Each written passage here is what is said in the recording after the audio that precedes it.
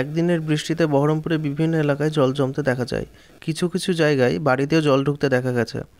বহরমপুরে পঞ্চায়েত এলাকায় এইরকমই এক ঘটনা আমাদের ক্যামেরায় ধরা পড়ল। রাস্তার কাজ হওয়ার ফলে কয়েকটি বাড়িতে জল ঢুকে গেছে রাত্রি থেকেই সেই সকল পরিবারের সমস্যা পড়ে।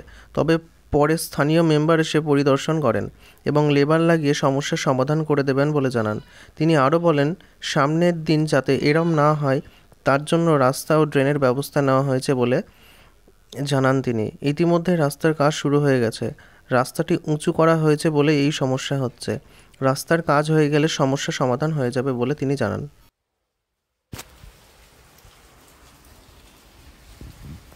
পাড়ার লোকজন ইয়ে করছে, তোমাদের পাড়ার লোকজন সব দিচ্ছে, তোমাদের পাড়ার ওই যে ভিড়া ওইটা। হ্যাঁ, না করে দিতে হবে, সমাধান করে দিতে হবে।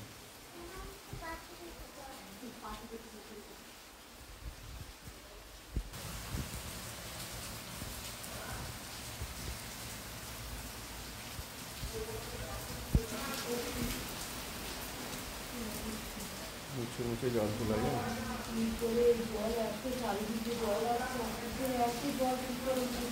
জল কোথা থেকে এলো ঘরে?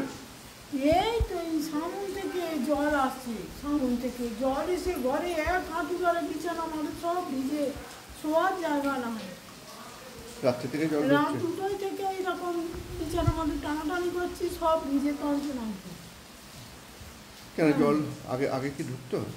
না না, আগে যাই রাস্তা উঁচু করেই তো এই কাল হলো। এই উঠোনে এতদিন এসছি কোনো জল টল ভিতরে ঢোকেনি, এই রাস্তাটা উঁচু করে আর এই উঠোনে জল সব ঘরের মধ্যে ঢুকে গেল। প্রধান বা মেম্বাররা কি বলছে?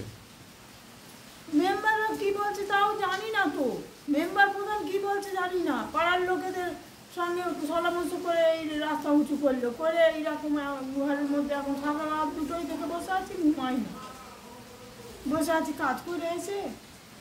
এই যদি দুটোর সময় জল রাত দুটো বিছানা মাঝে সব সব দেখো না, এইসব টাল দেওয়া, সব বিছানা মাঝে সব টাল দেওয়া। কি নাম আপনার? আমার নাম গৌরী।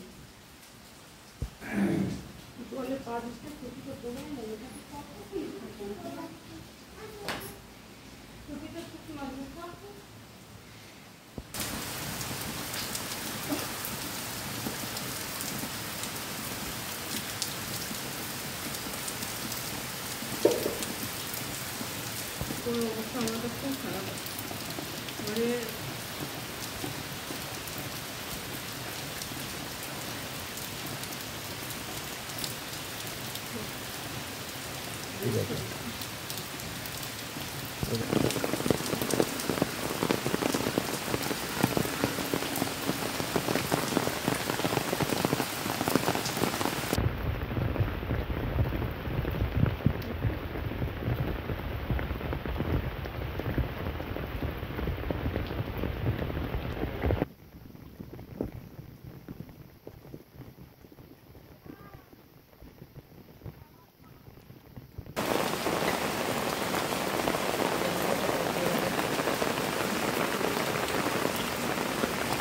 আপনি করলেন তাই বলছি।